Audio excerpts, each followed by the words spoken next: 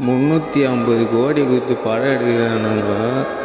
இவனுங்க என்னடான்னா சிம்பிளாக தேட்டரில் 200 காசு கொடுத்துட்டு படமே நல்லா இல்லை, யாரும் தேட்டருக்கே வராதிங்கன்னு சரியான ஓலா விட்டுனுக்கிறானுங்க. 350 கோடி கொடுத்து அவ்வளோ கஷ்டப்பட்டு அவ்வளோ பேர் வேலை செஞ்சு ஒரு 2.5 வருஷம் கழித்து ஒரு படம் வருது.